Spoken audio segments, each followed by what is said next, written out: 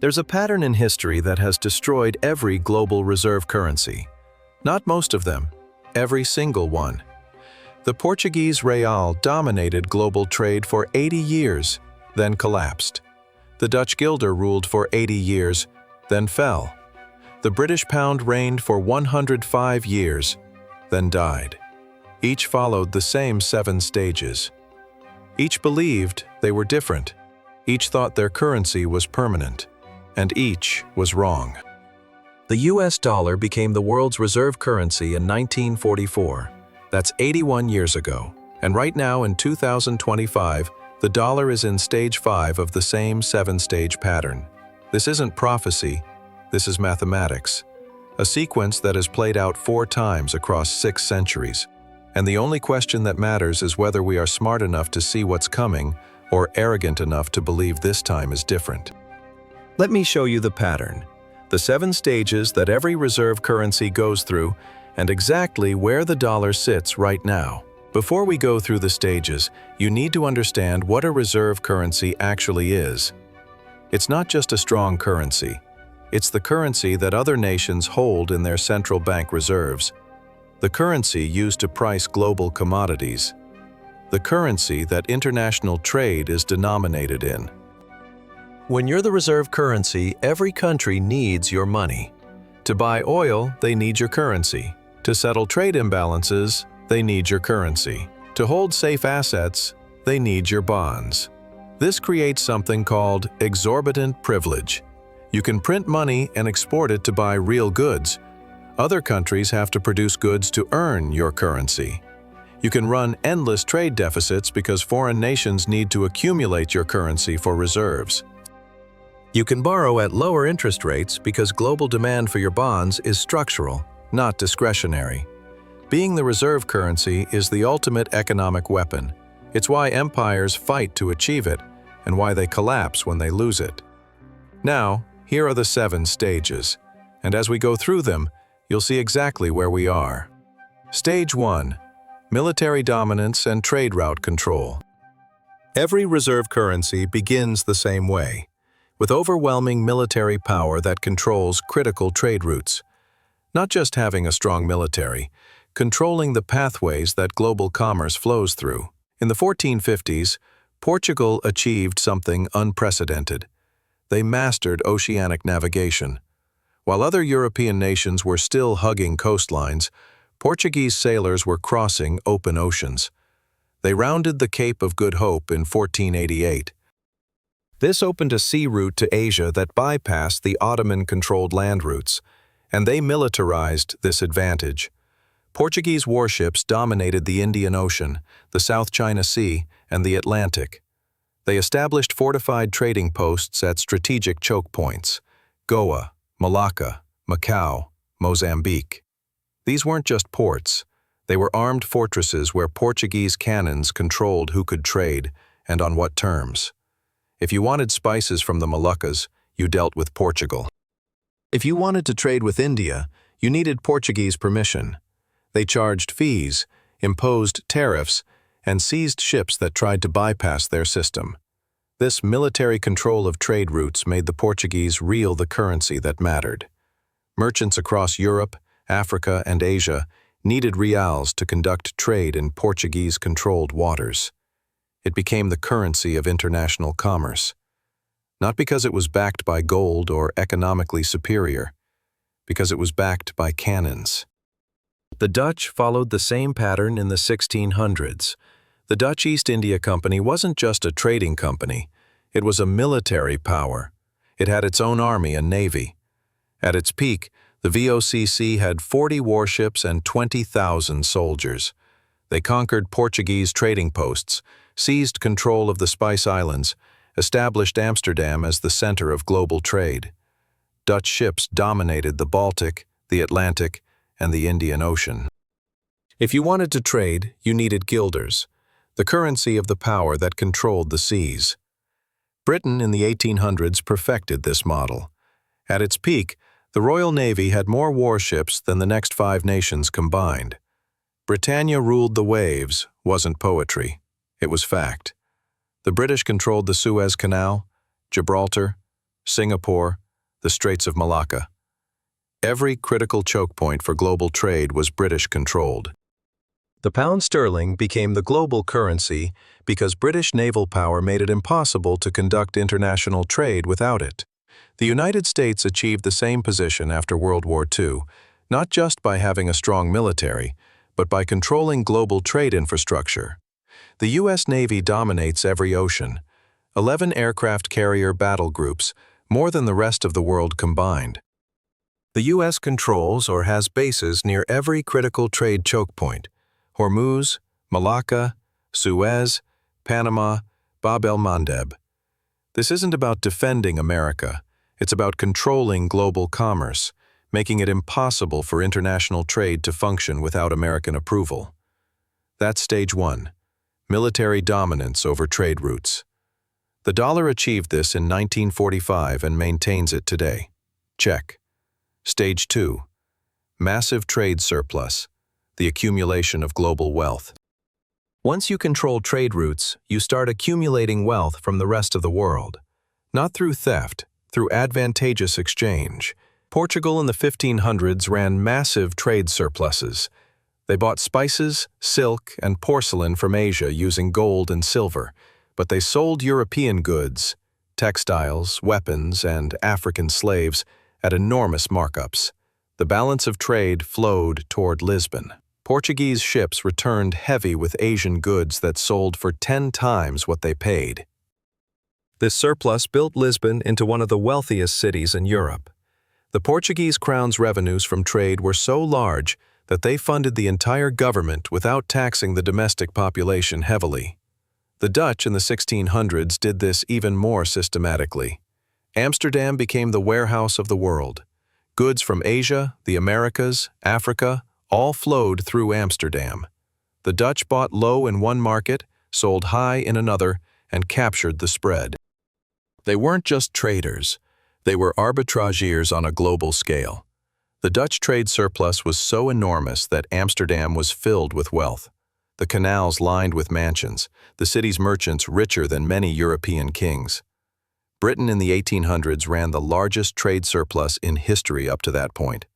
They exported manufactured goods, textiles, steel, machinery, and ships to the world.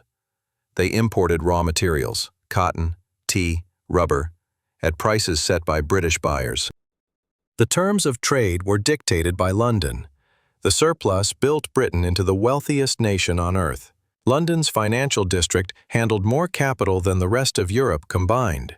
The United States had the most dramatic trade surplus in history from 1945 to 1970. After World War II, America was the only major industrial power with intact infrastructure. Europe and Asia were rebuilding. The U.S. exported machinery, automobiles, steel, and consumer goods to the world. The trade surplus was so large that dollars flooded into foreign central banks faster than they could be recycled. U.S. gold reserves swelled. Fort Knox held over 20,000 tons of gold by the 1950s, more than the rest of the world combined. This is stage two: massive trade surpluses, the accumulation of global wealth through advantageous exchange. The dollar achieved this from 1945 to 1970. But here's where the pattern begins to shift, because stage two doesn't last forever. Eventually, the reserve currency nation moves from producing goods to consuming them, from exporting to importing, from running surpluses to running deficits. And that's when stage three begins. Stage three: reserve currency status formalized, the tipping point. At some point, the world formalizes what's already true. They officially adopt your currency as the reserve. This is the peak, the moment of maximum power. For Portugal, this happened in the early 1500s. European nations and Asian merchants officially recognized the real as the primary currency for international transactions. Treaties were written denominating trade in reals. It became the standard. For the Dutch, it happened in the mid-1600s. The guilder became the currency of choice for international contracts. Bills of exchange were written in guilders. Even the British East India Company used guilders for some transactions, because Amsterdam's financial markets were the most liquid in the world. For Britain, it happened at the Congress of Vienna in 1815, after the Napoleonic Wars. The pound sterling was explicitly recognized as the global standard. International treaties, loans, and trade contracts were denominated in pounds. The gold standard, which most nations adopted, was effectively a pound standard because Britain controlled the rules. For the United States, it happened at Bretton Woods in 1944. 44 nations met in New Hampshire and formally agreed to make the dollar the world's reserve currency. Other currencies would peg to the dollar. The dollar would peg to gold at $35 per ounce. The International Monetary Fund and World Bank were created to manage this system. It was the most explicit formalization of reserve status in history. But here's what nobody tells you about Stage 3. This is the peak. This is as good as it gets, because formalizing reserve status creates the seeds of its own destruction. Once you're the reserve currency, the world needs your currency more than they need your goods. So you stop producing goods. You start importing. The trade surplus reverses into a deficit, and the deficit becomes permanent. This is called the Triffin dilemma, named after economist Robert Triffin, who explained it in 1960. For the world to have enough dollars to use as reserves and for trade, the U.S. must run trade deficits. The U.S. must send dollars abroad. But running endless deficits undermines the value of the currency. You can't be both the world's reserve currency and maintain a strong trade balance. It's mathematically impossible. So every reserve currency, once it reaches Stage 3, begins the slide towards Stage 4. Stage 4.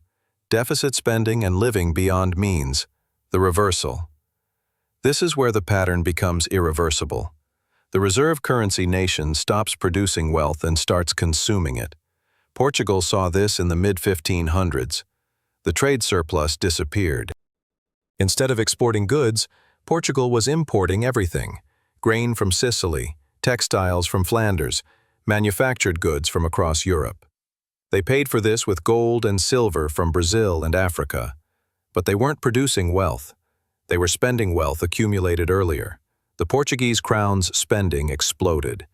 King Joan III spent lavishly on palaces, churches, and the royal court. Military expenses to maintain the empire drained resources. And here's the key. They didn't notice the problem because the money kept flowing. As long as Brazilian gold kept arriving, they could keep spending. But the gold wasn't infinite, and they weren't building anything productive with it. They were consuming. The Dutch in the 1700s followed the same trajectory. After a century of trade surpluses, the Dutch became net importers. Amsterdam's wealth made its citizens comfortable. Why work in factories when you can live off accumulated capital? Dutch investment shifted from trade and production to finance. They became bankers to Europe, lending to other nations instead of producing goods. This generates returns, but it's passive income, not productive growth. The trade balance reversed. They were importing more than exporting. They paid for it by liquidating accumulated wealth. Britain in the early 1900s faced the same reversal. By 1900, Britain was running trade deficits. They imported food, raw materials, and increasingly manufactured goods. They paid for this with returns on overseas investments. Centuries of accumulated wealth invested in railroads, mines, and enterprises across the empire.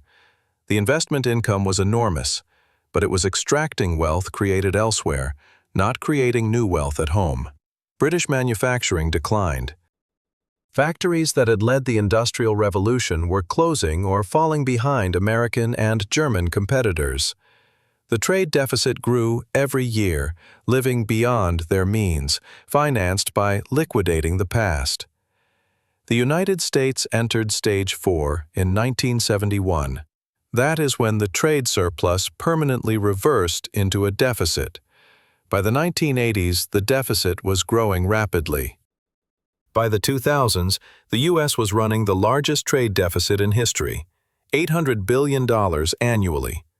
The U.S. imports far more than it exports. Consumer goods, electronics, automobiles, textiles, everything from abroad. How is this financed? By exporting dollars, printing currency, and exchanging it for real goods. This works only because the dollar is the reserve currency. Other nations need dollars for reserves and trade, so they accept them. But this is living beyond means, consuming more than you produce. And it's the same pattern that preceded the collapse of every previous reserve currency. Stage 5. Currency debasement and money printing, the desperate measure. When deficits become unsustainable, when you can't borrow enough to finance spending, you debase the currency. You print money. Portugal did this in the 1550s. Facing deficits and declining trade revenues, the Portuguese crown began debasing the real. They reduced the silver content in coins, issued more currency than they had metal to back it. This caused inflation. Prices rose. Merchants began refusing reals or demanding more of them for goods. The currency's purchasing power eroded. By the 1570s, the real was losing credibility. International merchants started preferring other currencies for trade. The Dutch did this in the 1700s. The guilder had been backed by a strong banking system and conservative monetary policy. But by the mid-1700s, the Dutch government was borrowing heavily to finance wars and maintain their colonial empire. When borrowing became too expensive, they began inflating the currency, printing money to cover deficits. The guilder's value declined. By the 1780s, it was no longer the preferred currency for international trade. Britain debased the pound through 2 world wars. World War I forced Britain to print money and abandoned the gold standard temporarily. They returned to gold in 1925, but at an overvalued rate, which caused economic pain. World War II forced them off gold permanently. By 1945, the pound was floating and losing value. Britain printed money to rebuild and fund the welfare state. The pound devalued repeatedly. In 1949, 1967, each devaluation eroded international confidence.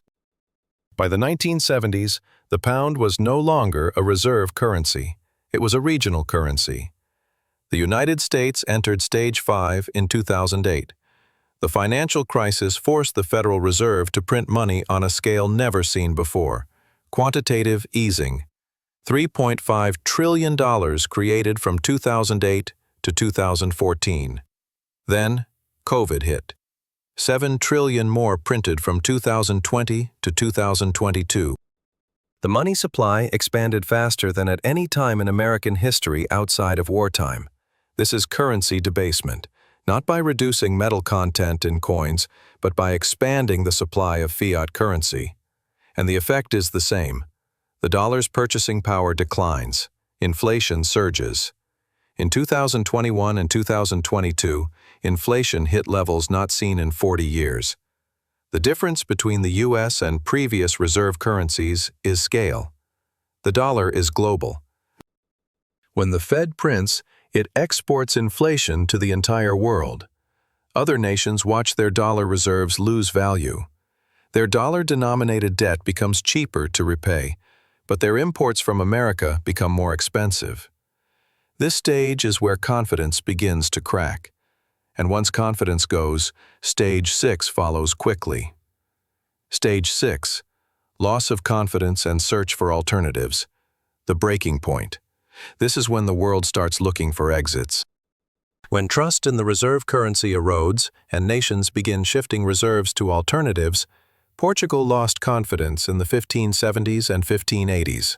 International merchants began demanding payment in Spanish silver or Venetian ducats instead of Portuguese reals. Trade contracts began denominating in other currencies. Asian merchants who had accepted reals for decades started refusing them, or demanding larger quantities to account for debasement. By 1580, when Spain annexed Portugal, the real was already functionally dead as a reserve currency. The annexation just formalized what markets had already decided. The Dutch guilder lost confidence through the 1700s. The French, British, and other European powers began holding more of their reserves in other currencies. By the 1780s, Amsterdam was no longer the financial center of Europe. London had taken that position. The guilder was still used in regional trade, but not for major international transactions. The shift was gradual but irreversible. The British pound lost confidence rapidly after World War II. In 1945, Britain owed enormous war debts to the United States and other allies. The pound was overvalued and supported only by American loans. In 1949, Britain devalued the pound by 30%. International holders of pounds lost almost a third of their value overnight. Confidence collapsed. Nations began shifting reserves from pounds to dollars. By 1960, the pound's share of global reserves had fallen from over 60% in 1945 to less than 20%. The transition from pound to dollar was complete within 15 years. The US dollar is in the early stages of Stage 6 right now. The signs are everywhere. China and Russia began reducing dollar reserves in the 2010s. They've been buying gold instead, thousands of tons. China's official gold reserves have more than doubled since 2008, but unofficially, analysts believe they hold far more. Russia liquidated nearly all its U.S. Treasury holdings after 2014 sanctions. The BRICS nations, Brazil, Russia, India, China, South Africa, have been discussing alternatives to the dollar for trade. In 2023, they announced plans for a BRICS currency. It hasn't launched yet, but the fact that it's being discussed is significant. Saudi Arabia, which has priced oil in dollars since 1974, the foundation of the petrodollar system, began accepting yuan for oil sales to China in 2023. This breaks a 50-year precedent. Central banks globally are diversifying reserves. The dollar's share of global reserves has fallen from 72% in 2000 to 58% in 2024. That's a 14 percentage point decline. It sounds small, but it represents trillions of dollars shifted out of dollar assets. The euro, yuan, and gold have absorbed most of this. Even small nations are reducing dollar exposure. Thailand, Malaysia, Indonesia. They're negotiating trade agreements that settle in local currencies instead of dollars. This is the beginning of Stage 6, the world searching for alternatives. Not because they hate America, because they see the same pattern that destroyed every previous reserve currency. Endless deficits, currency debasement, loss of purchasing power. They're not waiting for Stage 7, they're positioning now. Stage 7, replacement and collapse, the end. This is when a new currency rises to replace the old, not through formal agreement, but through market adoption. The world simply stops using the old currency and starts using the new. The Portuguese Real was replaced by the Spanish silver peso in the late 1500s. Spain had conquered vast silver mines in the Americas, Potosí in Bolivia, Zacatecas in Mexico. These mines produced more silver than the rest of the world combined. Spanish silver coins became the preferred currency for international trade because they were abundant, standardized, and backed by ongoing production. The real, debased and declining, couldn't compete. Merchants refused it. The transition happened over 2 decades. By 1600, the real was irrelevant. The Dutch guilder was replaced by the British pound in the late 1700s and early 1800s. Britain's Industrial Revolution and naval dominance made the pound the obvious successor. London's financial markets became deeper and more liquid than Amsterdam's. The pound was backed by British manufacturing and trade power. The transition took about 30 years. By 1815, after the Napoleonic Wars, the pound was the undisputed global standard. The guilder was a regional currency. The British pound was replaced by the US dollar from 1945 to 1960. The transition was formalized at Bretton Woods, but took years to complete. Britain was bankrupt after World War II. The US held most of the world's gold and had the only intact industrial base. The dollar was the only currency that could serve as a global standard. The pound collapsed in a series of devaluations. By 1967, when the pound was devalued again, It was clear the dollar had fully replaced it. So, what replaces the dollar? That's the question everyone's asking. And the answer isn't clear yet because we're not at stage 7. We're in stage 6, the search for alternatives. But history gives us clues. The replacement currency comes from the nation with military dominance over trade routes, a trade surplus, and productive capacity.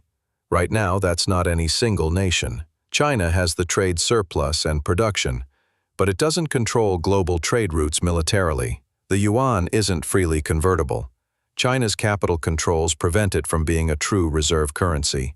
You can't be the reserve currency if people can't freely move money in and out of your country. The euro is the second most held reserve currency, but Europe has deep structural problems. Aging population, no unified fiscal policy, dependence on external energy. Germany has the production, but Southern Europe doesn't. It's a fragmented system. Gold is increasing in appeal. Central banks are buying more gold than at any time since the 1970s. Gold can't be printed, can't be debased, but it can't scale to handle trillions in daily transactions. There's not enough gold in the world to back the volume of global trade. Some analysts think the replacement won't be a single currency, but a basket. Maybe IMF special drawing rights, a basket of currencies, becomes the standard. Or maybe technology enables something new, a digital currency backed by a commodity or algorithm. Bitcoin maximalists think crypto will replace fiat, but governments won't voluntarily cede monetary control to a decentralized system. The most likely scenario is a messy transition, a period of multipolar currency competition. Several regional currencies used in different trade blocs. The dollar in the Americas, the euro in Europe, the yuan in Asia, gold for settlement between blocs. This wouldn't be clean. It would be volatile, unstable, and economically painful. But it's how transitions happen when there's no clear successor. Now, let me show you why this matters for you. Why understanding this pattern isn't academic. It's survival. When reserve currencies collapse, it doesn't just affect governments. It destroys ordinary people's savings and wealth. Portugal's collapse in the late 1500s caused economic depression across the Portuguese Empire. Merchants who held reals saw their wealth evaporate. The Dutch collapse in the 1700s devastated Amsterdam's middle class. Savings held in guilders lost value. Investments denominated in guilders became worthless. Britain's collapse after World War II impoverished a generation. British citizens who held pounds, who had government bonds, who had pensions denominated in pounds. They all lost purchasing power as the currency devalued repeatedly. And the American collapse? It's happening in slow motion. Every dollar you hold is losing purchasing power. Since 2020, the dollar has lost roughly 25% of its value through inflation. Your savings, your paycheck, your retirement account, if it's denominated in dollars, it buys 25% less. And this is just the beginning of stage 6. If the pattern holds, if the dollar follows the same trajectory as every previous reserve currency, the next decade will see accelerating decline. More inflation, more loss of purchasing power, more nations dumping dollars. And when stage 7 arrives, when the replacement happens, there will be a moment of collapse, a currency crisis. The dollar could lose 50% of its value in a matter of months. This happened to the pound in 1949. It can happen to the dollar. So, what do? First, understand that holding dollars is a risk, not a safe haven, a risk. The dollar is losing reserve status slowly now, but accelerating. Diversify out of pure dollar exposure. This doesn't mean abandon dollars entirely. You need dollars to live if you're in the US, but don't hold all your wealth in dollars. Hold assets that preserve value across currencies, real estate, productive businesses, commodities. These hold value regardless of what currency is used. Second, watch the indicators of stage 6. Watch central bank reserve data. If you see accelerating declines in dollar reserves, that's confirmation the transition is speeding up. Watch trade agreements. If major nations start settling trade in other currencies, that's a sign. Watch gold prices. If gold surges, it means the world is fleeing fiat currencies generally. Third, understand that this isn't about politics. It's not about whether you like or dislike American policy. It's mathematics. The same mathematics that destroyed the real, the guilder, and the pound. Every reserve currency follows the same 7 stages. And the dollar is in stage 5, moving into stage 6. The pattern doesn't care about exceptionalism. It doesn't care about military power or economic size. It cares about deficits, debt, and debasement. And on those metrics, the U.S. is following the script perfectly. Let me show you something that should terrify you. The timeline. The Portuguese Real lasted 80 years as the reserve currency, 1450 to 1530. The Dutch guilder lasted 80 years, 1640 to 1720. The British pound lasted 105 years, 1815 to 1920. Each currency lasted roughly 80 to 110 years. The US dollar achieved reserve status in 1944. That's 81 years ago. We're at the average lifespan, and we're exhibiting every symptom of late-stage decline. Massive deficits, currency debasement, loss of confidence, search for alternatives. The pattern says, what comes next? Stage 7, replacement. But here's what's different this time. And this is genuinely different. Not the usual, this time is different, delusion. Every previous reserve currency collapse was regional. When the real collapsed, it affected Portugal and its trading partners. When the guilder collapsed, it affected Amsterdam and Northern Europe. When the pound collapsed, it affected Britain and the Commonwealth. But when the dollar collapses, it's global. The dollar is embedded in every economy, every central bank, every trade transaction, every commodity price. Oil, gold, wheat, all priced in dollars. When the dollar loses reserve status, there's no part of the global economy that isn't affected. This means the transition will be more chaotic than any previous shift. There's no clear replacement ready to absorb the role. The scale of dollar-denominated debt globally, over 70 trillion in bonds alone, means that a dollar collapse triggers defaults across every continent. Emerging markets that borrowed in dollars won't be able to repay. Corporations that issued dollar bonds will face bankruptcy. Even developed nations that hold dollar reserves will see their central bank balance sheets implode. The systemic risk is orders of magnitude larger than 1949 when the pound collapsed, or 1780 when the guilder collapsed. This isn't just a currency transition, it's a restructuring of the entire global financial system. And restructurings are never smooth. They're painful, chaotic, and destructive to existing wealth. Let me be very clear about what I'm not saying. I'm not saying the dollar will collapse tomorrow. I'm not saying the US will become a failed state.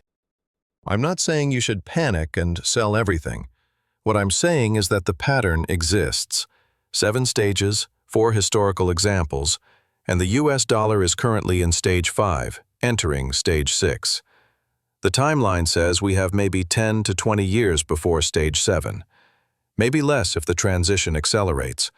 Maybe more if the US can somehow break the pattern. But breaking the pattern requires something no previous reserve currency managed. It requires reversing the deficits, stopping the money printing, rebuilding productive capacity. These aren't just policy choices, they're politically almost impossible, because they require short-term pain for long-term stability. And democracies don't vote for pain, they vote for comfort, for stimulus, for printing money to avoid hard choices. So the pattern continues. Stage 6 accelerates into stage 7. And the people who understand this position themselves accordingly. They diversify out of pure dollar assets. They hold real assets. They watch the indicators. And when stage 7 arrives, when the replacement happens, they're not caught holding a currency that's collapsing. They're holding assets that maintain value across currencies. This is what the Portuguese merchants who saw the real collapsing did. They shifted to Spanish silver. This is what the Dutch bankers did when the guilder declined. They moved wealth to London. This is what the British elite did after World War II. They moved wealth to dollars and dollar assets. And this is what smart money is doing right now. Not all at once, not in a panic, but systematically, quietly, over years. The reserve currency death pattern isn't a conspiracy. It's a historical cycle documented across 6 centuries, 7 stages, 4 currencies, and now a 5th. The only question is whether you will see it before it completes, or whether you will be the liquidity that transfers wealth to those who did. The pattern is clear. The timeline is evident. The dollar is in stage 5, and history says stage 6 and 7 follow not as possibilities, as probabilities bordering on certainty. This is how reserve currencies die.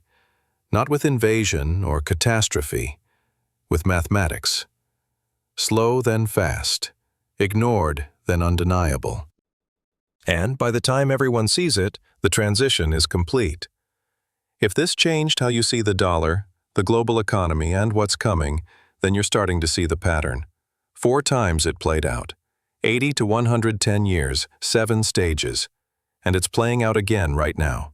Subscribe if you want to track stage 6 as it unfolds.